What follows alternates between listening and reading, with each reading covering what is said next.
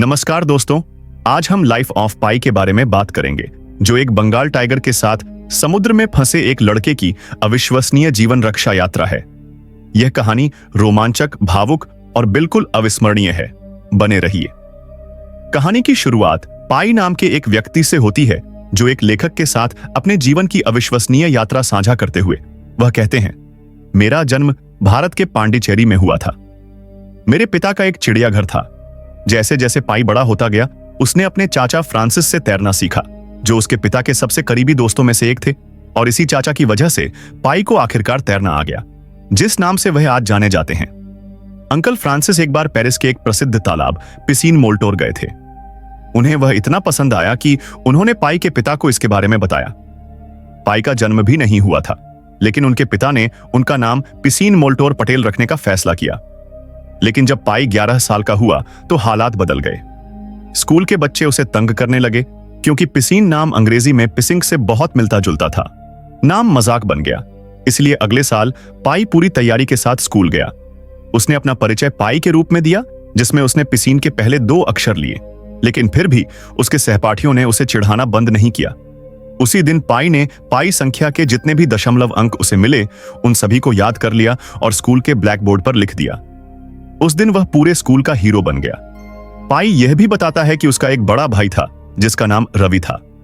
एक दिन पाई की मां ने उसे भगवान कृष्ण की एक कहानी सुनाई, एक ऐसी कहानी जिसने पाई को देवताओं और नायकों के विचार से प्यार करवा दिया। लेकिन उसके पिता एक कट्टर यथार्थवादी थे। बचपन में पोलियो से पीड़ित होने और केवल अंग्रेजी चिकित्सा से ठीक होने के कारण वे चमत्कारों में विश्वास नहीं करते थे, और वे नहीं चाहते थे कि पाई भी उनमें विश्वास करे। उनके चिड़ियाघर में भी एक बंगाल टाइगर, एक शानदार बाघ। एक दिन पाई की जिज्ञासा उसे बाघ के पिंजरे की ओर खींच ले गई। अपने भाई रवि के साथ पाई ने बाघ को पास बुलाने की कोशिश की। बाघ का नाम रिचर्ड पार्कर था। लेखक पूछता है, एक बाघ को रिचर्ड पार्कर जैसा नाम कैसे मिल सकता है? पाई उन्होंने बताया कि यह एक लिपिकीय त्रुटि थी। बाघ को पकड़ने वाले शिकारी ने उसका नाम थर्स्टी रखा था, लेकिन जब कागजी कार्रवाई पूरी हुई तो गलती से शिकारी और बाघ का नाम आपस में बदल गया, और तब से बाघ को रिचर्ड पार्कर के नाम से जाना जाने लगा। उस दिन से रिचर्ड पार्कर धीरे धीरे पाई की ओर बढ़ते हुए रवि घबराकर डर के मारे भाग गया। लेकिन पाई ने मांस का एक टुकड़ा आगे बढ़ाया, इस उम्मीद में कि शायद वह बाघ से दोस्ती कर ले। तभी पाई के पिता वहां पहुंचे, जो अपने बेटे के लिए बहुत गुस्से में और डरे हुए थे। उन्होंने पाई को डांटा और चेतावनी दी कि बाघ दोस्त नहीं होते, वे शिकारी होते हैं। पाई ने बहस की कि जानवरों में भी आत्मा होती है। उसने रिचर्ड पार्कर की आंखों में कुछ देखा था। उसे सबक सिखाने के लिए पाई के पिता ने पिंजरे के बाहर एक बकरी बांध दी और पाई को तब तक देखने के लिए मजबूर किया जब तक कि बाघ ने उसे पल भर में मार नहीं डाला। उस पल ने पाई को हमेशा के लिए बदल दिया। वह समझ गया कि जानवर इंसानों की तरह नहीं सोचते और उनके साथ कभी भी वैसा व्यवहार नहीं किया जा सकता। साल बीतते गए और जीवन धीरे धीरे नीरस और बेरंग लगने लगा। तभी पाई की मुलाकात संगीत कक्षा में आनंदी से हुई। वे करीब आ गए और दोनों एक दूसरे को पसंद करने लगे। लेकिन कुछ दिनों बाद एक पारिवारिक रात्रिभोज के दौरान पाई के पिता ने एक घोषणा की। वे जा रहे थे भारत। चिड़ियाघर अब लाभदायक नहीं रहा था और विदेशी बाजारों में जानवरों की कीमत कहीं अधिक थी। इसलिए परिवार ने कनाडा जाने का फैसला किया। जाने से पहले पाई आखिरी बार आनंदी से मिला। उसने उससे वादा किया कि वह एक दिन वापस आएगा। इसके तुरंत बाद पाई और जानवर एक जापानी मालवाहक जहाज पर सवार हो गए। सिम्तसुम नाम का एक जहाज कनाडा की ओर जा रहा था। पाई उस दिन बहुत रोया, लेकिन उसकी मां ने उसे दिलासा देते हुए कहा, हम यह तुम्हारे भविष्य के लिए कर रहे हैं। पाई समझ गया और यात्रा जारी रही। उनका जहाज आखिरकार समुद्र के सबसे गहरे हिस्से मारियाना ट्रेंच तक पहुंच गया, जहां मौसम अचानक बदल गया। तूफान हिंसक होने लगा। पाई अपने केबिन में सो रहा था जब उसकी नींद खुली। उसने अपने भाई रवि को जगाने की कोशिश की और कहा कि उन्हें बाहर जाकर तूफान का आनंद लेना चाहिए। लेकिन रवि हमेशा की तरह आलसी था, इसलिए उसने उठने से इनकार कर दिया और पाई अकेला ही चला गया। जैसे ही उसने डेक पर कदम रखा, उसने तूफान को पूरी ताकत से गरजते हुए देखा। पहले तो उसे यह अच्छा लगा, रोमांच, प्रकृति की शक्ति। लेकिन पल भर में सब कुछ बदल गया। चालक दल के सदस्य पानी में गिरने लगे और पूरा जहाज उसकी आंखों के सामने डूबने लगा। भयभीत होकर पाई अपने माता पिता को बचाने के लिए वापस अंदर भागा। उसने पुकारा, बाहर से आवाज आई, मां, पिताजी। लेकिन जहाज में पानी भर रहा था, उसे कोई नहीं मिला। घबराकर वह वापस बाहर भागा। जानवर अपने पिंजरों से भाग रहे थे, जान बचाने की बेताब कोशिश कर रहे थे। कुछ चालक दल के सदस्य लाइफ बोट में चढ़ रहे थे। पाई चिल्लाया कि उसका परिवार अभी भी अंदर है, लेकिन उन्होंने उसकी बात नहीं मानी। उन्होंने उसे लाइफ बोट में धकेल दिया। पाई ने वापस ऊपर चढ़ने की कोशिश की, लेकिन अचानक एक झेबरा लाइफ बोट में कूद गया और उसे जहाज से अलग कर दिया। पाई खुद को झेबरा के साथ बहता हुआ पाया, जबकि विशाल जहाज समुद्र में डूबता चला गया। अफरा तफरी के बीच पाई ने पानी में कुछ उछलता हुआ देखा। उसने सोचा कि यह कोई और जीवित बचा हुआ व्यक्ति है, इसलिए उसने उसे नाव पर चढ़ाने की कोशिश की, लेकिन वह कोई इंसान नहीं था। वह रिचर्ड पार्कर टाइगर था। घबराकर पाई पानी में कूद गया।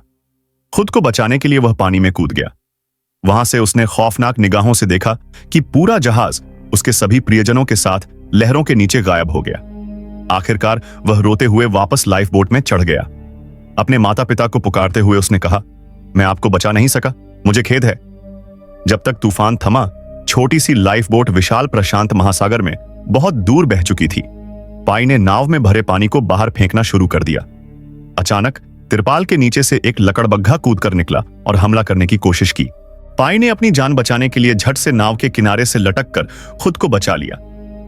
सौभाग्य से चिड़ियाघर में पहले दी गई बेहोशी की दवा के कारण लकड़बग्घा अभी भी सुस्त था और वह पीछे हट गया। कुछ ही देर बाद केले के गट्ठे पर एक चिंपैंजी नाव पर तैरती हुई आई। पाई ने उसे नाव पर खींच लिया। उसने धीरे से पूछा, तुम्हारा बच्चा कहां है? चिंपैंजी चुप हो गई। उसका परिवार भी डूब गया था। उम्मीद बनाए रखने की कोशिश करते हुए पाई ने कहा, चिंता मत करो, हमारे परिवार वाले हमें ढूंढ लेंगे, वे हमारे लिए वापस आएंगे। उसने मदद के लिए चिल्लाया। खाली समुद्र में, लेकिन कोई नहीं था। अचानक लकड़बग्घा फिर से बाहर आया और घायल झेबरा पर बेरहमी से हमला करके उसे मार डाला। पाई ने उसे रोकने की कोशिश की, लेकिन वह बेबस था। थका हुआ और सहमा हुआ पाई ने लाइफ बोट की आपातकालीन किट की जांच की। अंदर उसे एक जीवन रक्षक पुस्तिका, बिस्कुट, पानी के डिब्बे और एक कुल्हाड़ी और लाइफ जैकेट। उसने एक लाइफ जैकेट का इस्तेमाल करके एक छोटी सी अस्थायी नाव बनाई ताकि वह लकड़बग्घे से दूर जा सके। लेकिन इससे पहले कि वह भाग पाता, लकड़बग्घे ने फिर से हमला कर दिया। इस बार चिंपैंजी को मार डाला। गुस्से में पाई ने एक चाकू उठाया, लड़ने के लिए तैयार। और फिर टारपोलन स्थिति बदल गई। रिचर्ड पार्कर बाघ बाहर आया और एक ही झटके में उसने लकड़बग्घे को मार डाला। पाई भय से जम गया। पाई तुरंत अपनी छोटी नाव पर सवार हो गया और सुरक्षित दूरी पर बह गया। लेकिन नाव मजबूत नहीं थी और बार बार डूब रही थी। आखिरकार जब रिचर्ड पार्कर शांत हुए तो पाई वापस लाइफ बोट पर चढ़ गया। उसने आपातकालीन बिस्कुट खोले और खाने लगा। तभी एक चूहा अचानक बाहर निकला, जिससे बाघ चौंक गया। डरा हुआ चूहा पाई के सिर पर चढ़ गया। सहज ही पाई ने उसे पकड़ लिया। उसने उसे रिचर्ड पार्कर के मुंह में फेंक दिया, जहां बाघ ने उसे एक ही बार में निगल लिया। पाई अपनी छोटी नाव पर वापस चढ़ गया। रिचर्ड पार्कर से दूर रहने की कोशिश कर रहा था। बाघ ने उस पर हमला किया, लेकिन पाई बाल बाल बच गया। हताश और निराश होकर पाई रोने लगा। उसे समझ नहीं आ रहा था कि वह कैसे उसे जीवित रहना था, लेकिन वह एक बंगाल टाइगर के साथ समुद्र के बीचों बीच फंस गया। उसने आपातकालीन डायरी खोली और लिखा, मैं एक बाघ के साथ लाइफ बोट पर फंसा हुआ हूं, कृपया कोई मेरी मदद करे। उसने डायरी को सील कर दिया। उसने एक पानी के डिब्बे में संदेश रखकर उसे समुद्र में फेंक दिया, इस उम्मीद में कि शायद कोई उसे एक दिन ढूंढ ले। आपातकालीन नोटबुक के अंदर उसे एक नक्शा भी मिला, लेकिन उसे यह नहीं पता था कि उसे कैसे पढ़ा जाए। फिर भी मैनुअल पाई ने जीवित रहने के कुछ बुनियादी नियम बताए। खुद को व्यस्त रखो, कभी भी समुद्र का पानी मत पियो। इसलिए पाई तूफान आने पर बाल्टी से ताजा बारिश का पानी इकट्ठा करता था और धीरे धीरे 9 दिन बीत गए। पाई को एहसास हुआ कि अगर उसे जीवित रहना था, उसे रिचर्ड पार्कर को वश में करना सीखना था। इसलिए उसने सर्कस में देखी एक तकनीक आजमाई, नाव को हिलाकर बाघ को चक्कर दिलाना और अपना वर्चस्व स्थापित करना। फिर उसने नाव के किनारे पर पेशाब करके अपना इलाका चिह्नित किया, लेकिन रिचर्ड पार्कर ने भी ऐसा ही किया। पानी के छींटे मारकर पाई को गिरा दिया और उसका संतुलन बिगाड़ दिया। पाई को आखिरकार असली खतरा समझ में आ गया। जब बाघ को सच में भूख लगेगी तो वह मुझे मार डालेगा। इसलिए पाई ने मछली पकड़ने की कोशिश की, लेकिन वह बार बार असफल रहा। एक भी मछली ने चारा नहीं लिया। रिचर्ड पार्कर ने एक मछली देखी और उसे पकड़ने के लिए पानी में कूद गया, लेकिन चूक गया। हताश और भूखा वह पाई की ओर मुड़ा। घबराकर पाई लाइफ बोट पर चढ़ गया, अपनी नाव को भी साथ खींच लिया ताकि बाघ उस पर न चढ़ सके। कुल्हाड़ी का इस्तेमाल करके उसने बाघ को डराने की कोशिश की। एक पल के लिए रिचर्ड पार्कर कमजोर और असहाय लग रहा था। उसे उस हालत में देखकर पाई का दिल पस्त हो गया। उसे एहसास हुआ कि वह सिर्फ अपने लिए नहीं लड़ रहा था, बाघ भी जीवित रहने के लिए संघर्ष कर रहा था। इसलिए पाई ने रिचर्ड को सुरक्षित रूप से नाव पर वापस चढ़ने में मदद करने के लिए एक अस्थायी व्यवस्था बनाई। बाघ के वापस नाव पर चढ़ने के बाद पाई फिर से बेड़ा पर चला गया। धीरे धीरे एक अजीब तरह की समझ विकसित होने लगी। उनके बीच एक खाई बन गई। फिर पाई ने एक मजबूत बेड़ा बनाया और आपातकालीन किट सहित सारा खाद्य सामान उस पर रख दिया। उसने हिसाब लगाया कि बिस्कुट और पानी कई दिनों तक चलेंगे। एक दिन एक मछली बेड़े के जाल में फंस गई। पाई ने उसे पकड़ा और कुल्हाड़ी से मारकर खत्म कर दिया। जैसे ही यह घटना घटी, पाई को बहुत बुरा लगा। वह जीवन भर शाकाहारी रहा था। उसने धीरे से कहा, मुझे माफ करना, और फिर मछली रिचर्ड पार्कर को दे दी, जिसने उसे तुरंत खा लिया। उस रात समुद्र बेहद खूबसूरत हो गया, चांदनी में चमक रहा था। पाई विस्मय से देखता रहा। तभी एक विशालकाय जीव दिखाई दिया। व्हेल पानी से बाहर निकली। उसके उछलने से एक विशाल लहर लाइफ बोट पर आ गिरी और पाई का सारा खाना बर्बाद हो गया। कई दिन बीत गए। पाई ने नाव में फंसी चाकू निकालने की कोशिश की। तभी रिचर्ड पार्कर प्रकट हुआ और अचानक दर्जनों उड़ने वाली मछलियां उन पर टूट पड़ीं। कई मछलियां लाइफ बोट में गिर गईं। एक विशाल मछली भी नाव पर आ गिरी। पाई ने रिचर्ड पार्कर से उसके लिए लड़ाई की। बाघ को पीछे धकेलने के लिए अपनी छड़ी का इस्तेमाल किया और किसी तरह वह जीत गया। कोई और विकल्प न होने पर पाई ने पहली बार कच्ची मछली खाई। वह घायल और थका हुआ। भोजन तक पहुंचने का हर प्रयास बाघ के पास अपनी जान जोखिम में डालने जैसा था। अंततः पाई को एहसास हुआ कि उसे रिचर्ड पार्कर से लड़ना बंद करके उसे प्रशिक्षित करना शुरू करना होगा। उसने एक मजबूत छड़ी बनाई और उसका इस्तेमाल नियंत्रण स्थापित करने के लिए किया। जब बाघ आज्ञा मानता था तो पाई उसे मछली देकर पुरस्कृत करता था। धीरे धीरे बड़ी मुश्किलों से पाई ने बंगाल टाइगर को पालतू बनाना शुरू किया। पाई अपना दिन रिचर्ड पार्कर की देखभाल में, बाघ की जरूरतों को पूरा करने में, सिर्फ खुद को जिंदा रखने के लिए बिताता था। एक शाम उसने लाइफ बोट के पास डॉल्फिन के एक समूह को तैरते देखा और उनके पीछे एक दूर जहाज दिखाई दिया। उसके अंदर आशा की लहर दौड़ गई। पाई चिल्लाया। मदद के लिए वह बेतहाशा हाथ हिला रहा था। जब जहाज ने ध्यान नहीं दिया तो उसने आपातकालीन किट से एक फ्लेयर दागा। उसने धुएं के संकेत भी दिए, लेकिन जहाज चलता रहा। उसे पता ही नहीं चला कि दो जीवित बचे लोग ठीक उसके नीचे थे। उसका दिल टूट गया था, लेकिन उसने हार नहीं मानी। रिचर्ड पार्कर के बगल में लाइफ बोट पर बैठे हुए पाई ने देखा कि बाघ पानी में घूर रहा है। जब पाई ने भी देखा तो उसे अपने माता पिता और चिड़ियाघर के जानवरों की यादें दिखाई दी। ऐसा लग रहा था मानो सागर उन्हें उन आत्माओं को दिखा रहा हो जिन्हें वे याद कर रहे थे। अपने प्रियजनों को खोने का दुख उन्होंने अपनी डायरी में लिख लिया। तभी एक और तूफान आ गया। पाई ने जल्दी से अपनी नाव से सारा सामान निकालकर जीवन रक्षक नाव में रख दिया। अफरा तफरी में हवा ने उसकी डायरी उड़ा दी। गरज से आसमान दहक उठा। बिजली से समुद्र जगमगा उठा। पाई को ऐसा लगा मानो स्वयं देवता अपनी शक्ति प्रकट कर रहे हों। उसने लाइफ बोट की छत भी खोल दी ताकि रिचर्ड पार्कर भी उसे देख सके, लेकिन बाघ बहुत डरा हुआ था। पाई उसकी घबराहट को महसूस कर सका और उससे माफी मांगते हुए फुसफुसाया। बारिश तेज हो रही थी। पाई असहाय होकर देखता रहा जैसे उसका लाइफ बोट से एक बेड़ा अलग होकर अंधेरे में बह गया। थका हुआ उसने फिर से चंदवा उठाया और आखिरकार सो गया। जब वह अगली सुबह उठा तो रिचर्ड पार्कर भी सो रहा था। पाई बाहर निकला और देखा कि तूफान चला गया था। समुद्र फिर से शांत था, लेकिन दोनों अब उनकी ताकत खतरनाक हद तक कम हो चुकी थी।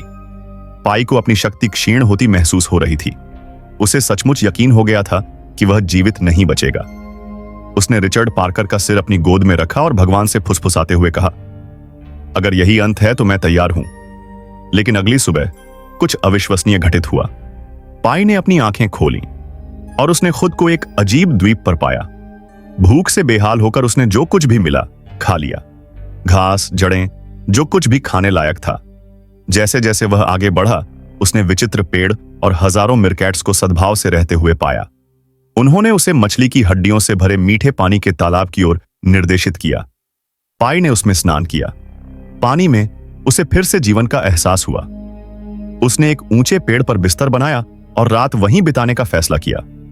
उसने देखा कि सूर्यास्त के समय सभी मिरकैट पेड़ों पर चढ़ गए और यहां तक कि रिचर्ड पार्कर भी लाइफ बोट की ओर भाग गया। पाई बेचैन हो गया। उस रात वह एक चौंकाने वाले दृश्य को देखकर जागा। उसके चारों ओर का पानी द्वीप अम्लीय हो गया था, जिससे उस पर आने वाली हर मछली मर रही थी। पूरा द्वीप मानो सजीव सा लग रहा था, मानो किसी सोए हुए दैत्य का शरीर हो।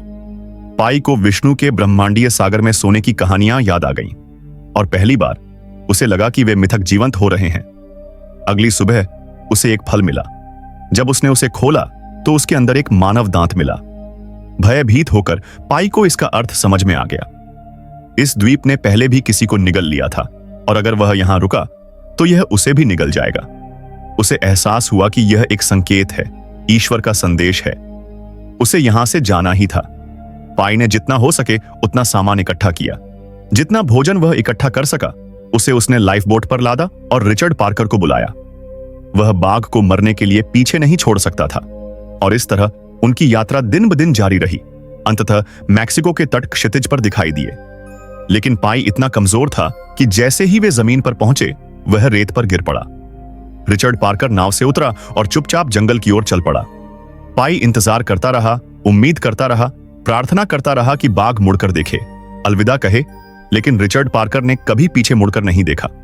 वह पेड़ों में गायब हो गया। पाई का दिल चकनाचूर हो गया। वह असंभव से बच गया था, लेकिन उसने अपने इकलौते साथी को खो दिया। कुछ देर बाद लोग समुद्र तट पर पहुंचे और पाई को बचाया। वे उसे तुरंत अस्पताल ले गए और उसकी जान बचाई।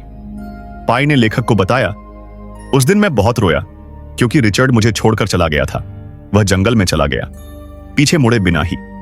और उसी क्षण पाई को आखिरकार समझ आ गया कि उसके पिता ने उसे किस बारे में चेतावनी दी थी।